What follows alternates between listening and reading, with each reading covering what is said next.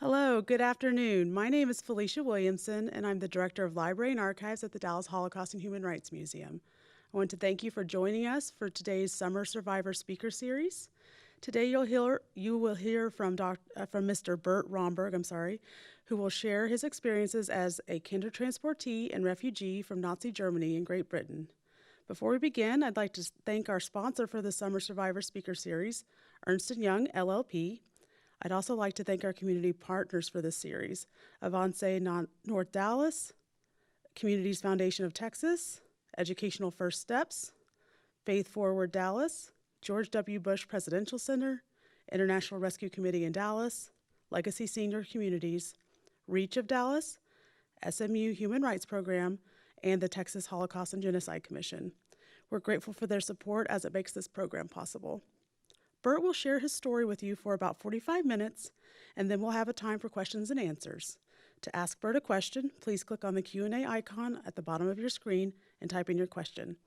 Before we begin, the museum would like to say an early happy birthday to Mr. Bert Romberg. Alles Gute zum Geburtstag. And now I give you Mr. Bert Romberg.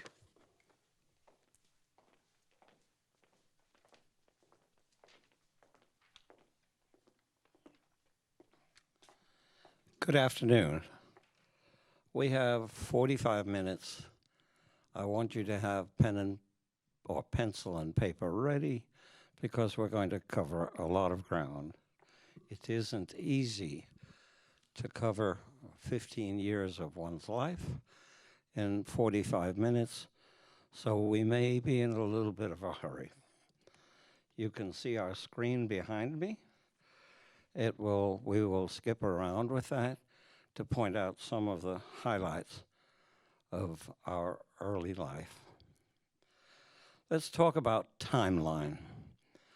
We are talking about a place called Astheim. And Astheim, I will show you, is on this map that you see in front of you, is that town in the bottom right. Small, it's not even a town, it's a village or a hamlet.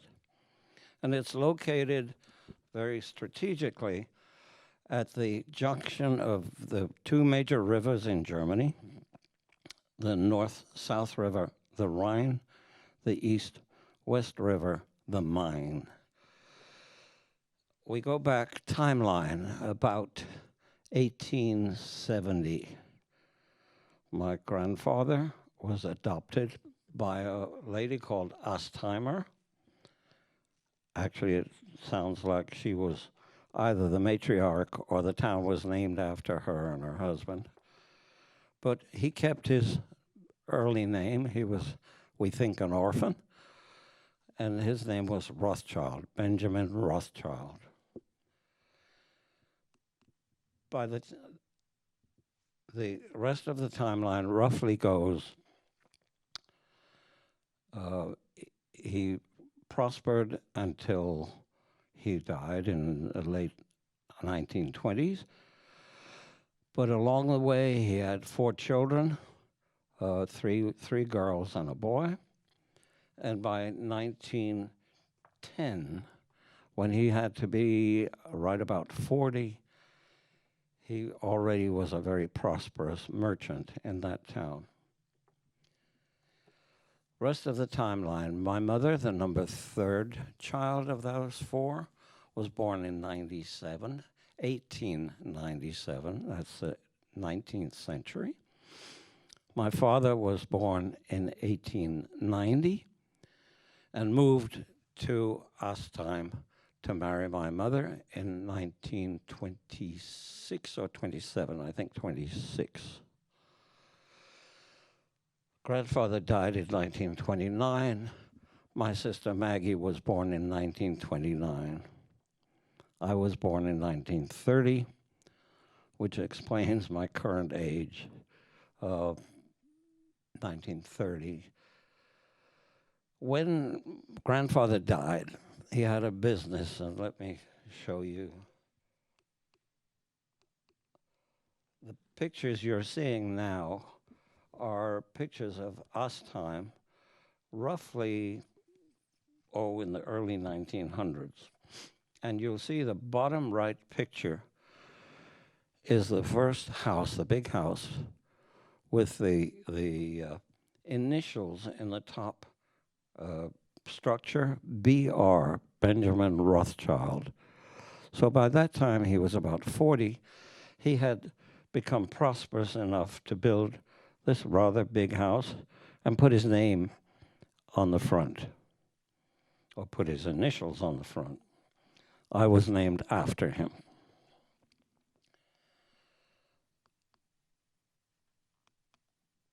Now we go forward, we come back to this crude map that we constructed of roughly the blue line, roughly lines out the journey that our little family, my mother, or our mother, my sister, and I, took in the 6 years from the time we were forced or mother decided to leave till we went to England or Great Britain and eventually left there for the United States, for the New World. And the events that triggered that migration started seriously in the late 1920s, and then much more serious in the 1930s, 1920s, a period of economic upheaval and depression, not just recession. And Germany was what today would be called a hotspot, was the most seriously affected of all the countries that suffered in that depression. Germany had unemployment, terrible unemployment. Germany had inflation to the point where the currency was ruined. Trade became, in some instances, barter, where if a family had an extra pair of new shoes that they hadn't worn, they could probably trade it for a week's worth of food for their children. It was a bad time and an atmosphere that bred new and different political and economic advocates. And it was a time where a party, a radical party with very, very racist philosophies sprang up. And its leader, somebody called Adolf Hitler, promoted a racist philosophy. Among other things, he promised that very, very suffering country that he would bring them back out of depression and he would make Germany great again. That party began in the middle 1920s, and by early 1930s, 31, 32, in a democratic election, that party won not a majority, but won the largest block of votes. They bargained with other splinter parties to join them, and eventually got enough total votes together to get 50% majority, and took charge of the German parliament, the Reichstag, and Hitler became its chancellor, the equivalent of our president. That happened in 1932, and the party took power in early 1933. Almost immediately, within a few weeks, a few edicts, a few regulations were promoted by this party, or by Herr Hitler, the leader of that party. And two of the regulations affected our little family very, very seriously. The first was a little bit difficult but to translate, but in effect it said, you good German burghers, citizens, should not, in all good conscience, be trading or doing business with Jewish people or with Jews or with Jewish businesses. And further, it said, or it hinted, that if you have to do business with them, then you pay them as little as possible. And if you owe them money, you don't really have to pay them back. And we, the German government, which is now the Nazi Party, will see to it that no policeman, no prosecutor, no judge, no jury will take a case in a Jew's behalf against you. Now, with that regulation, the Jews began to lose all their civil rights. The other regulation that came about at that time, and it's a very simple one, it said no Jewish child will attend a public school. With those two regulations over the next couple of years, imagine what my mother went through. Part of the timeline continues into 1934 when my father died. So there was my mother, who now had inherited the business because she was the last of the 4 children left in Astheim. The other 3 had either gone and married or were chasing careers in bigger cities. So Mama was faced with a business now having to cope with its neighbors who used to trade with it and who it supported but no longer would come and do business with her, either because they were afraid or they believed the new German party doctrine and didn't want to do business with them, with us, or didn't repay debts that they owed to my mother and to the business. So the business went south very quickly. And my mother now, with the responsibility for trying to feed us, her 2 little kids, and take care of her widowed mother, and a business that had fallen apart, had to figure out what to do. And by 1935, she had pretty much decided to get it out of that little place, because we and one other family, the Strauss family, were the only Jews and badly, badly isolated there.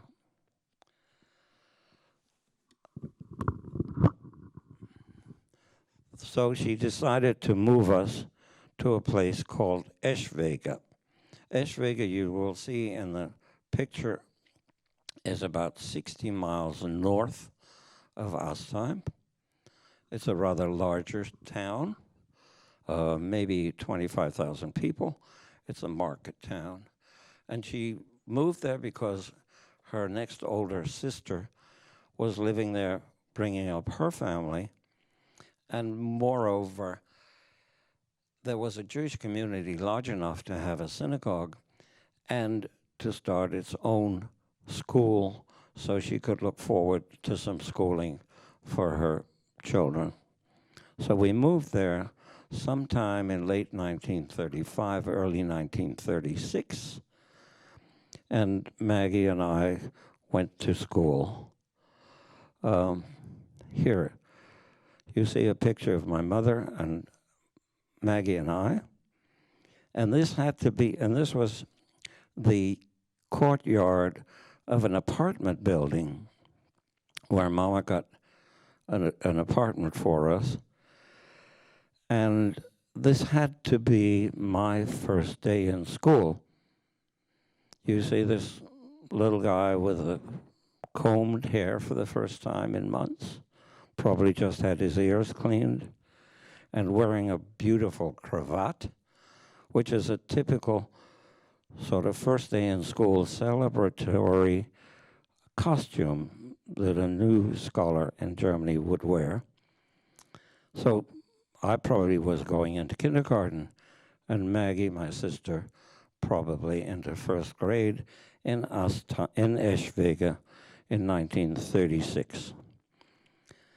And Mother's reasoning for moving there in terms of having some better chance for us to A, be educated, and B, some freedom of movement, was partly correct.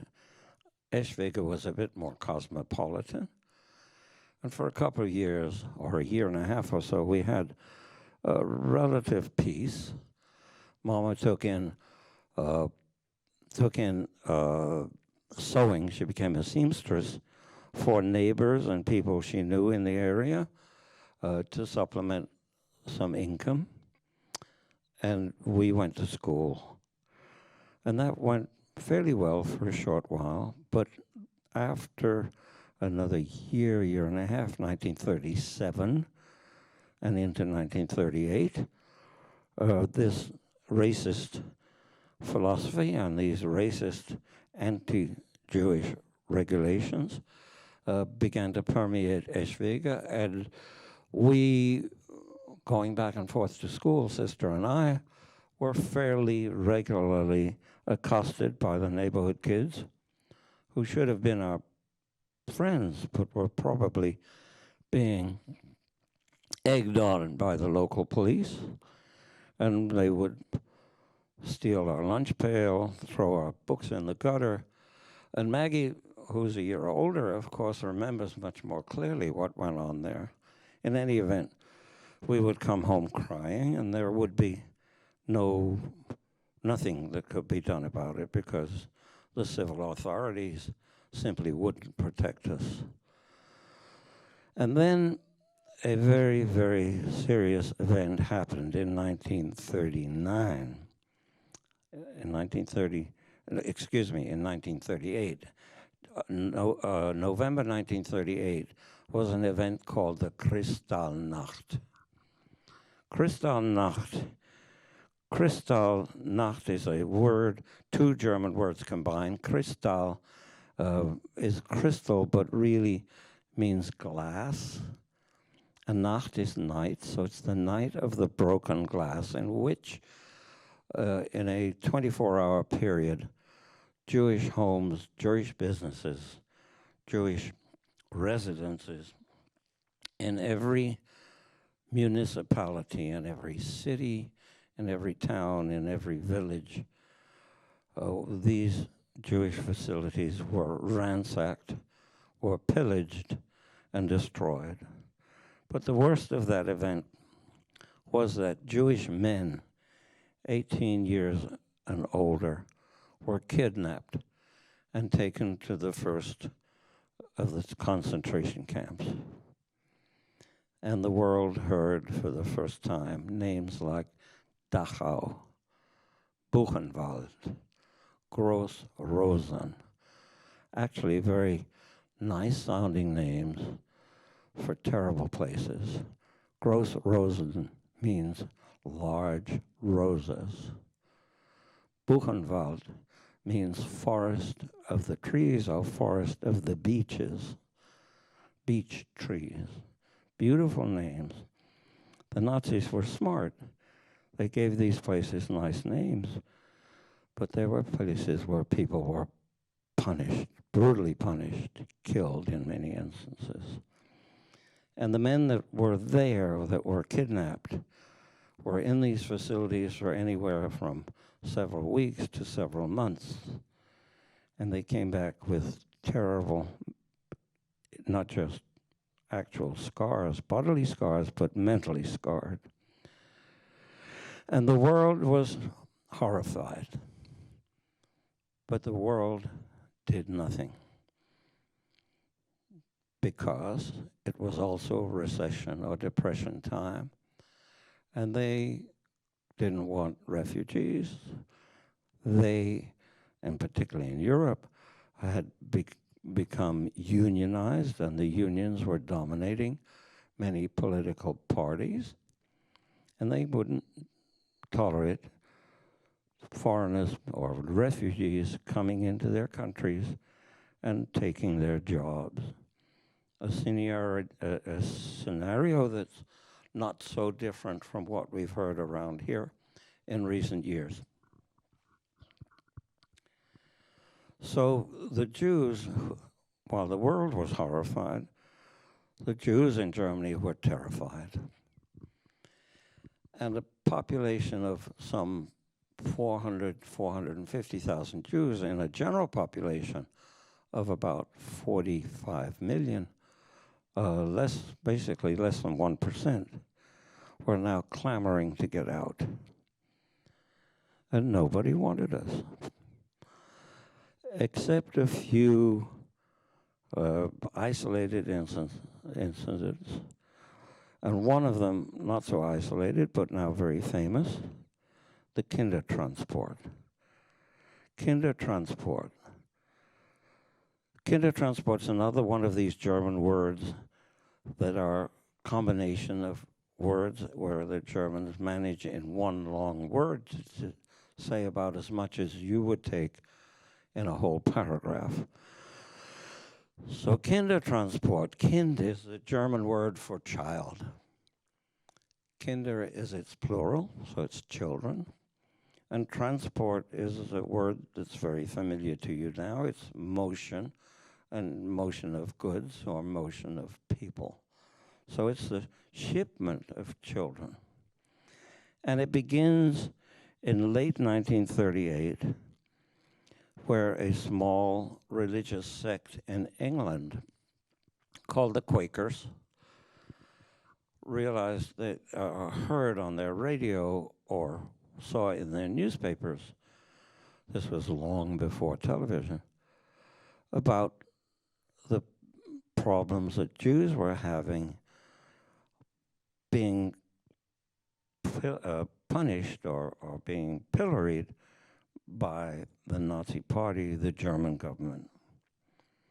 And they sent a small delegation to Germany, maybe 5 or 6 people, to investigate or to verify what they were seeing or hearing, whether this could possibly be. And this small delegation came back very quickly and said, it's really bad. There is very little hope for, or little future for Jews in Germany. We need to do something. And they decided to petition the British government, the parliament, to let Jewish refugees come in a hurry to relieve them of the burden of trying to survive in a very hostile German environment.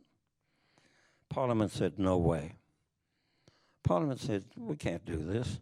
The unions, if we bring in refugees, the unions will say we're taking their jobs, and next time there's an election, we're out of here. But the Quakers persisted, and after a couple of weeks of bargaining, they came out with an arrangement that said, in effect, that you can bring in children 15 years and younger because they're not going to take our jobs.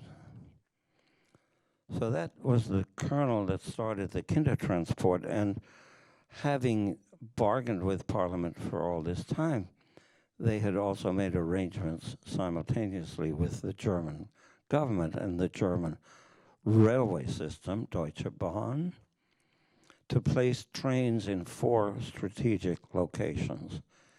In Berlin, the German capital. In Frankfurt, the number 2 city.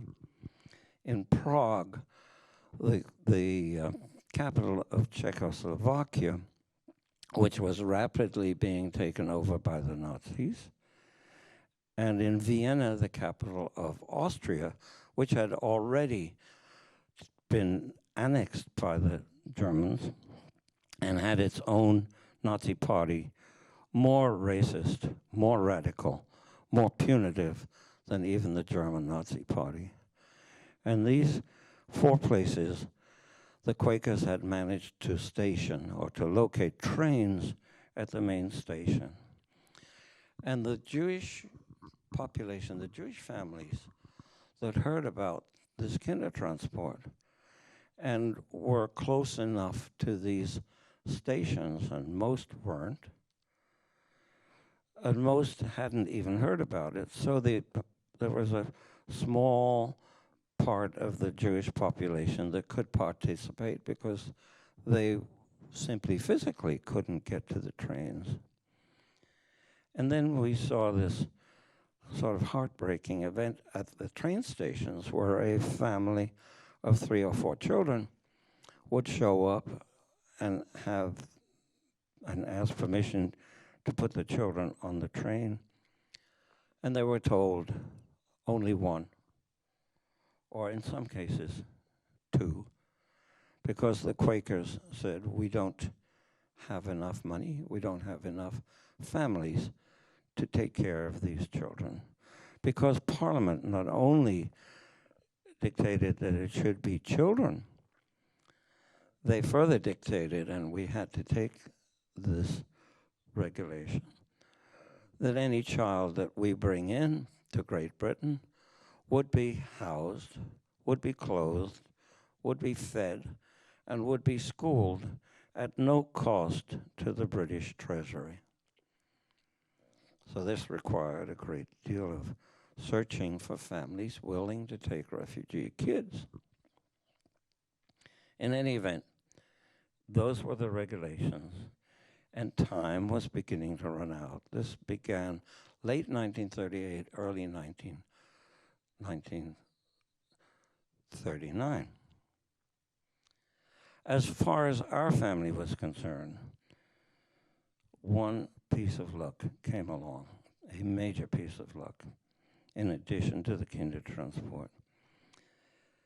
Early on in the 1930s, a cousin of my mother's had emigrated to Britain, had taken some money, had started a business and prospered, and had been corresponding with my mother right along, and had been working on getting a visa to allow my mother to come to England, or to allow us to come to England.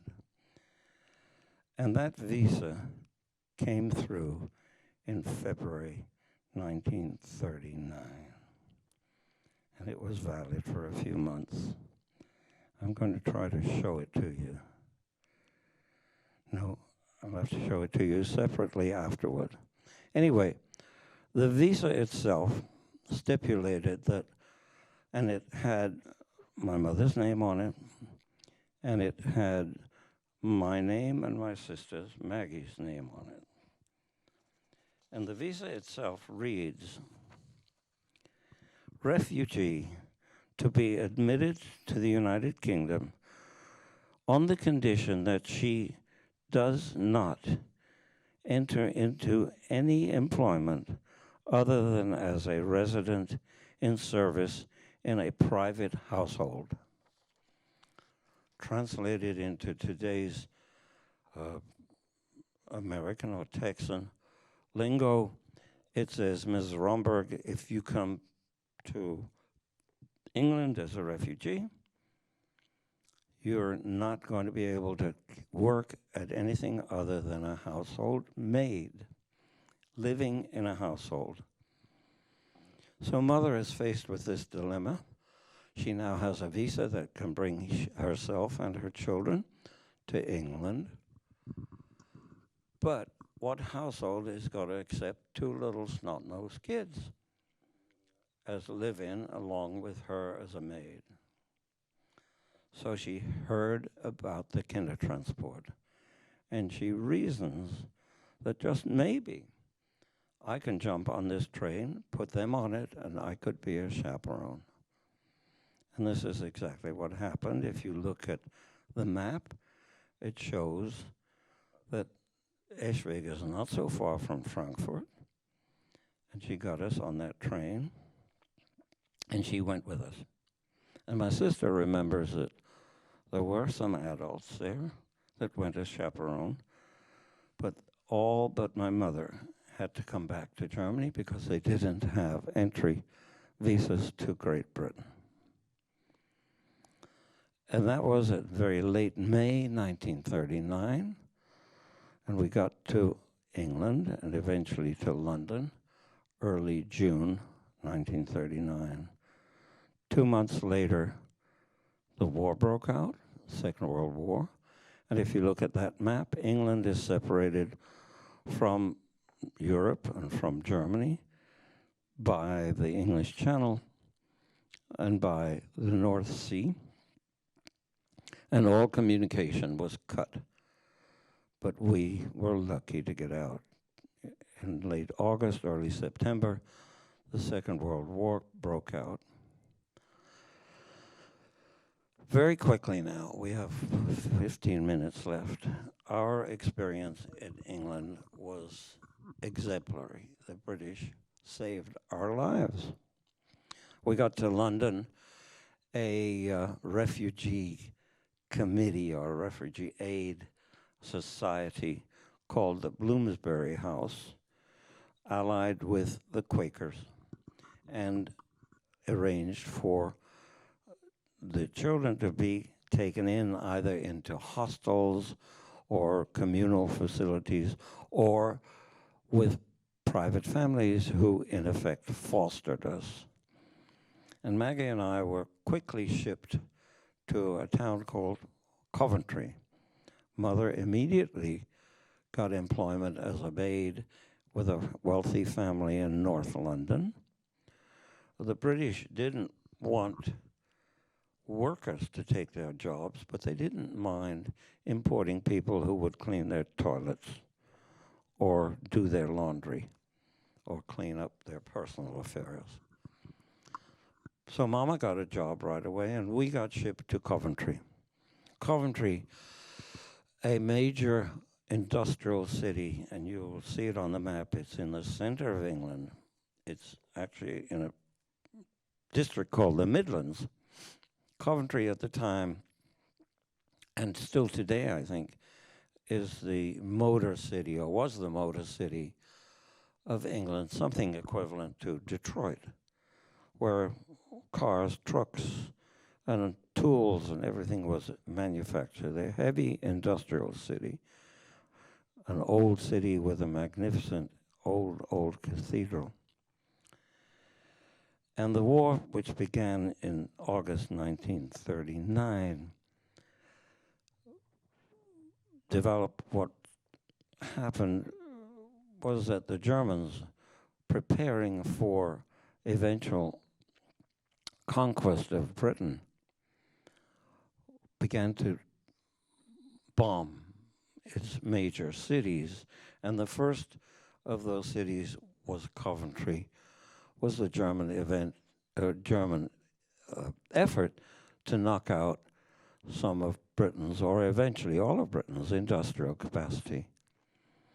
And in November 1940, a little more than a year after the war began, the first major Blitz. Blitz is a word which now denotes a football maneuver, but at the time was a strategic bombing, carpet bombing effort by the Germans to knock out British cities and British industry, but indiscriminately, so that the population suffered quite seriously. And we were in Coventry. Maggie was taken in by a family called Simon, a Jewish family, a merchant family who had 2 kids older than she. And I was taken in by a non-Jewish family called Shepherd, who also had 2 children older than I. Peter was, I think, a couple of years older than me, and Mary a couple of years older than he. At the time, I was still 8, near 9. So Peter had to be 11 or 12, and Mary 13 or 14. And they took wonderful, wonderful care of me. And Mary was assigned to quickly teach me English, because I had no English capacity at 8 or 9 years old, and they had no German capacity. And that was a time where I can now remember I learned my first English sentence. And it was that Mary would take me in front of their mantelpiece, in front of their fireplace, where on top of it they had a clock that they kept 10 minutes ahead, much like I keep my radio, my car clock, 10 minutes ahead so I don't come in late for gigs like this. And she would say, now remember, this clock is 10 minutes fast. And she'd repeat that, so that was the first time I sort of realized that you could take these strange words, put them together, and they mean something. Anyway, both Maggie and my education in English went into overdrive, and we very, very quickly learned English, and not a matter of months, but a matter of weeks, and we were pretty fluent. And we were sent to school. The Shepherds made sure that I got to school. In fact, they made sure I got to Hebrew and religious school. The Simons were not so kind to Maggie. They basically, after a while, by the time she was 11 or 12, they pretty well used her as a housemaid, despite having two children older of their own. So Maggie was with them for about 4 years.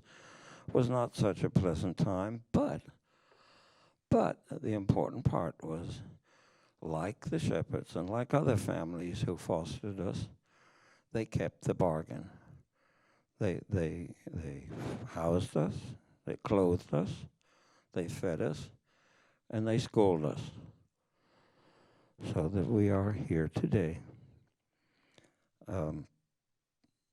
My life, the rest of the time in England, I was with the Shepherds for 3 years. By the time I got to be 12, and you will see here Coventry in those two pictures, seriously bombed. You can see a family in the lower picture sitting in front of their ruined house, or what's left of it. And the picture above has to be a day or two after the bombing itself. Some of the structures are still smoldering or burning, but the streets have been cleared a little bit so that people could move around. I'm talking about the Shepherds, my family lived next to a fire station, and the firemen allowed us to use their nice, secure bunker during the Blitz. Maggie, unbeknownst to me or our mother, was taken with the Simons to the Simons summer or a country retreat about 20 miles west of Coventry, so that she never was subjected to the actual Blitz. And it wasn't until weeks after that we knew Maggie was safe. We didn't have telephone, but we did correspond with our mother by postcard and such. Now, another slide, just here. The picture, the letter on the left is a letter that my sister wrote in 1941 in perfect English, probably better than she writes now, to our family, some of our family who had left. My mother's older sister had left earlier on and made their way to America and were living in New York. And you will remember that America didn't join as a participant in the Second World War till December 6, 1941. So Britain was alone fighting the Nazis, who had conquered the rest of Europe. And Britain was in deep trouble. Serious rationing. The Germans had sent their U-boats into the Atlantic to sink the convoys that would supply Britain, realizing that Britain is an island and dependent on importing much of its food, let alone its physical aid and its armaments, etc. So that we were getting packages from our family in New York, and Maggie is writing a nice letter to Aunt Irene and Uncle Jake, thanking him for the package and sort of hinting, couldn't you send us some more? That was in 1941. Another little slide here. You will see an effort by Red Cross, I guess British Red Cross, knowing the English, knowing that we refugees probably, or certainly had family that we left behind in Germany, established a channel by which we could maybe communicate with our family. And it is this form letter, and you will see it has a Red Cross in the middle, and it says in effect, Mrs. Romberg, we've established with German Red Cross, the black stamp you see there, Deutsches Rotes Kreuz, German Red Cross, that if you send this form letter, you write into it a few words in German, and in the bottom put the address, name and address, and the last known location, they will try and locate your family, and they can write something on the back, send it back here, and you'll at least know that they're still, or where they are, and that they're in good condition, or whatever. In any event, Mother filled out this one, and it says in German, Dear Mama, I hope you're well. Children are going to school, and they are well. And let's see what else she writes there. Yeah, I'm working, and I am okay. And she says that ought to Sida Rothschild, her mother, located to her knowledge in Frankfurt, where we left her in a senior citizens home when she and sister and I got on the Kindertransport and left for England. And it came back, the second page, the back page, with this very Germanic script, which we have trouble translating, but it says she's well, and it refers to July birthdays, which is my mother's and mine.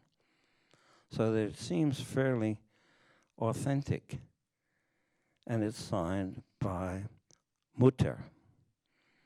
And I think that's probably suspect that she probably had to dictate this to somebody under duress, because we always called her Mama. So that's the one. So next little item, we're in England, we're in Coventry, which has been bombed, and it's 1942, I'm 12, and Mama realizes it's getting to be time for my bar mitzvah. Bar mitzvah, for those of you who aren't familiar with Jewish custom, is something equivalent to confirmation, religious confirmation. At 13, a child is considered eligible to join the adult congregation. And for that eligibility, we have to learn fairly large sections of the Hebrew Bible in Hebrew and recite that to our congregation. And if we do that well enough, we get presents and seemingly are accepted into the congregation. And I did have my bar mitzvah, and what you see on the left side of this slide is in beautiful handwriting. Somebody made a list of the presents that I got.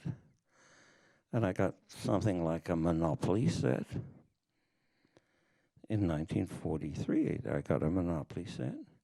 I got a wristwatch. I got 6 shillings.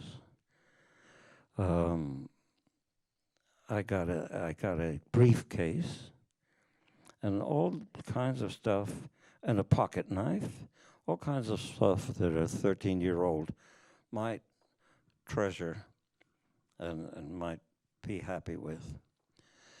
Concurrently, 1943, or actually 1942, because I had to be bar mitzvahed, it couldn't happen in Coventry because the Blitz had knocked out the synagogue, had destroyed the synagogue, which no longer was functioning.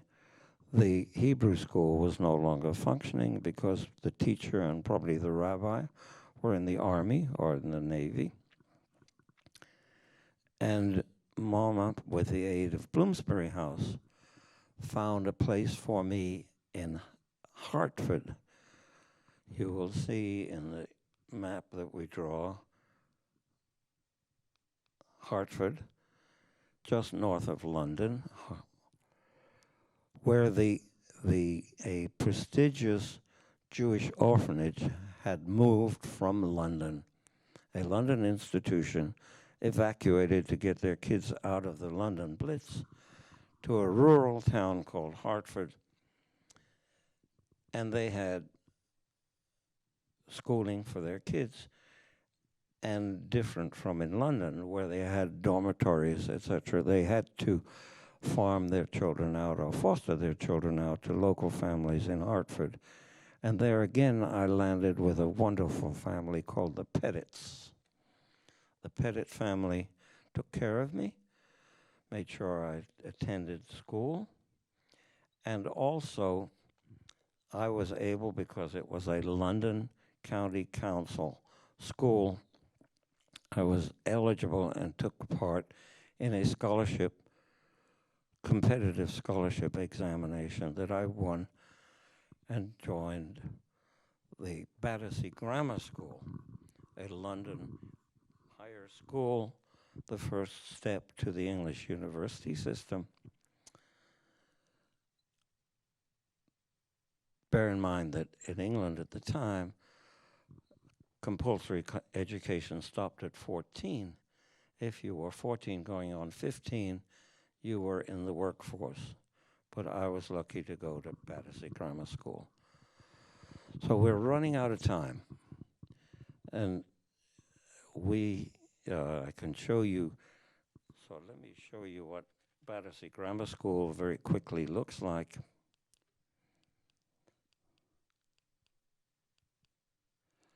All right, wait. There, Battersea Grammar School. I was there for 3 years. This is a magazine, sort of a yearbook, printed after I left, but covering the last year that I was there. We went to rigorous schooling, 5 days a week, from 8:30 to 5:30, and then most of Saturday. I got a magnificent sort of middle school education there. When we left, and we left from England in April 1945, I came to New York, to America, and got into second grade or sophomore year.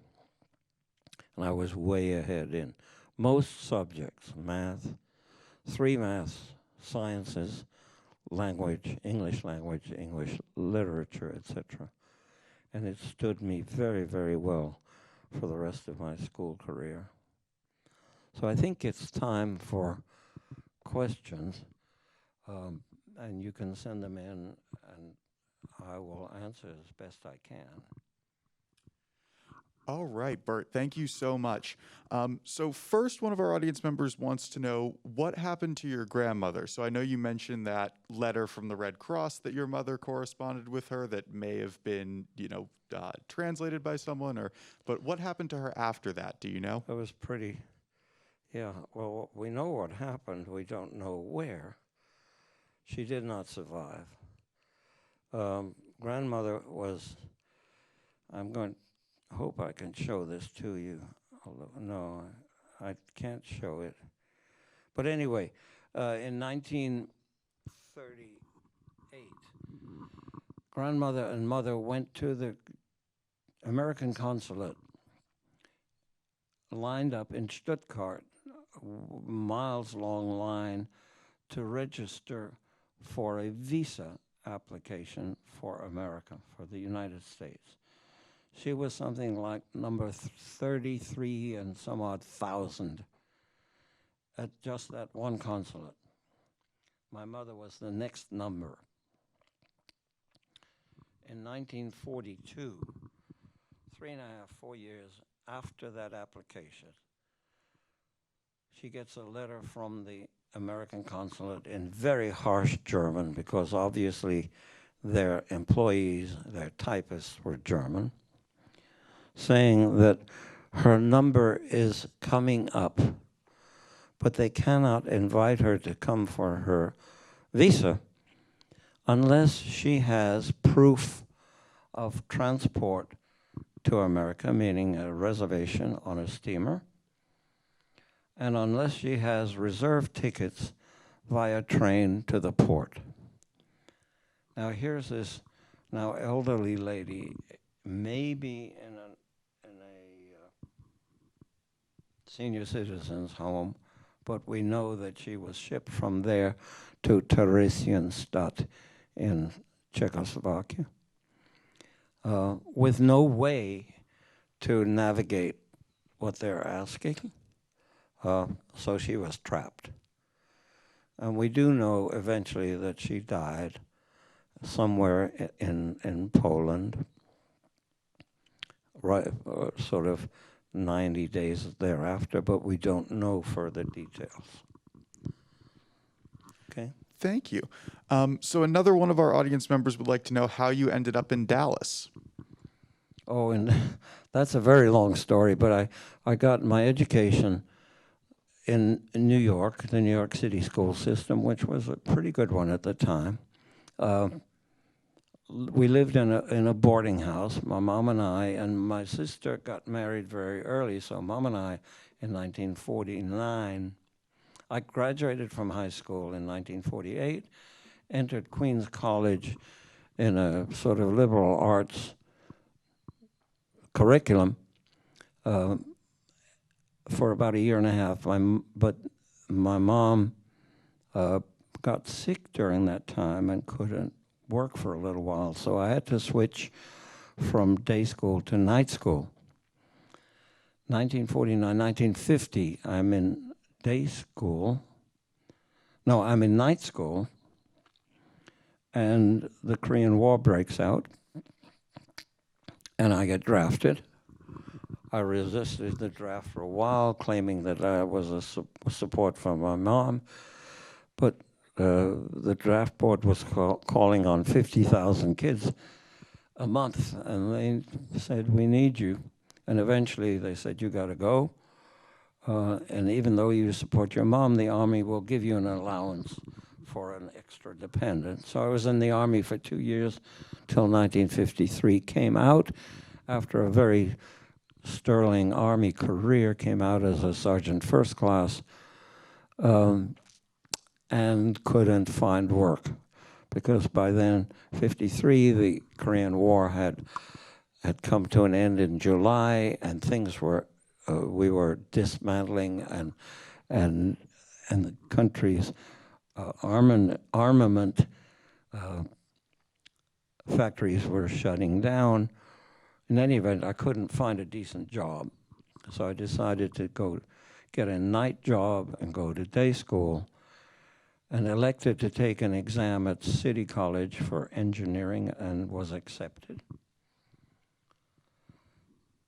And during that time, I was going around to people who had been kind to me while I was in the service, had been sending packages, and I was at a friend's of my mother's who had sent me salamis and stuff to Korea. And I was thanking them and staying there was a German Jewish refugee who was working for a scrap company headquartered in Texas. And through one event or another, eventually I corresponded with that company, and they hired me for an office they had just opened up in New York in 1955.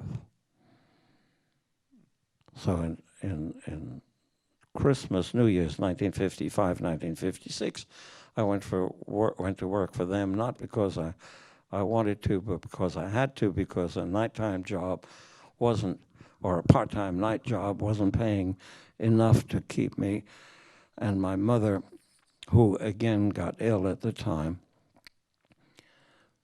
So I went to work for them on a trial basis, and I was with that company for 45 years. They were headquartered in Dallas.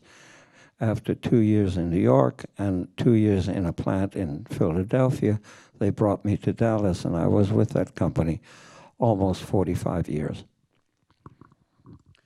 Great, thank you. So another one of our audience members would like to know, did you keep in touch with any of the families with whom you lived in England after you had left? Yes, we did, and particularly the Pettit family in Hartford, where I had such a very good experience. When I landed with them in 42, late 42, early 43, they had an infant child. I became his babysitter while they worked, and had just a marvelous, kind relation. They were poor people.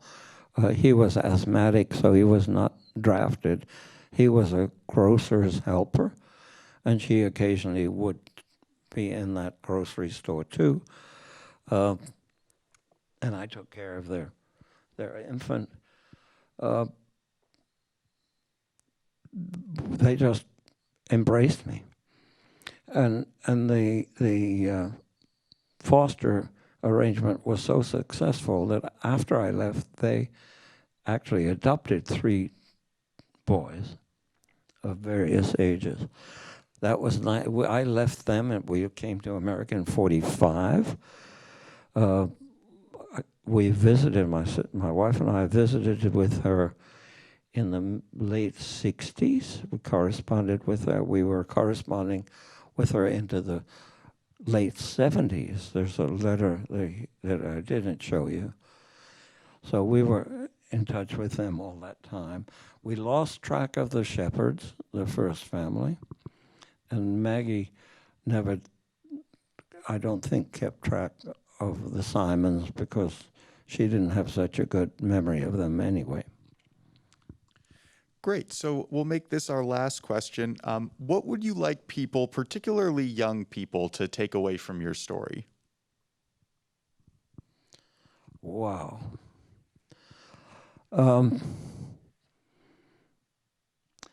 Let me give you some. Here's what. Hold on a minute. I'm a refugee. You're looking at a refugee. In this day and time, nobody wants a refugee. We sealed our borders for one reason or another. Now it's the coronavirus, but before then it was all kinds of prejudicial and phenomenal sort of excuses not to have people come in. So I thought about this for a while. And refugee is a word, the root word is refuge. So I went to Webster's Collegiate Dictionary, and it has 3 definitions for refugee. 1, shelter or protection from danger or distress. 2, a place that provides shelter. 3, and this refers directly to you, the audience, a person or persons providing safety, comfort, or security. And then I went to thesaurus. Simple synonyms for the word refugee. Refugee, asylum, cover, escape, protection, home, harbor, sanctuary, security, shelter, safe place, and shield. All definitions of refugee. And then I visited with my rabbi and asked him, because I know that the Bible, our Bible, everybody's Bible, your Bible, everybody's basic textbook has prescriptions or instructions on how to handle a stranger in your midst. And I quote for you the one in our Bible, which has something like 30 individual references, but here's the one I like the most.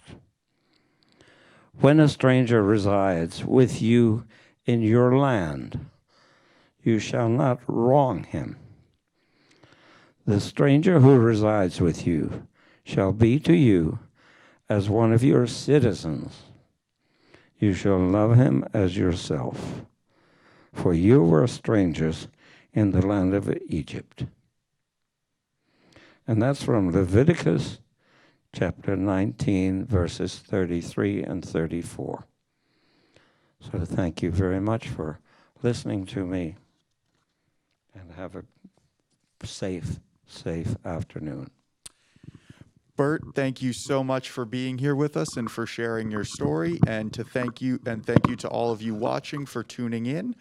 Be sure to come back to us every Tuesday at 12:30 for the rest of the summer to hear from more survivor speakers and second-generation speakers. And with that, we wish you health and safety, and have a fantastic rest of your day.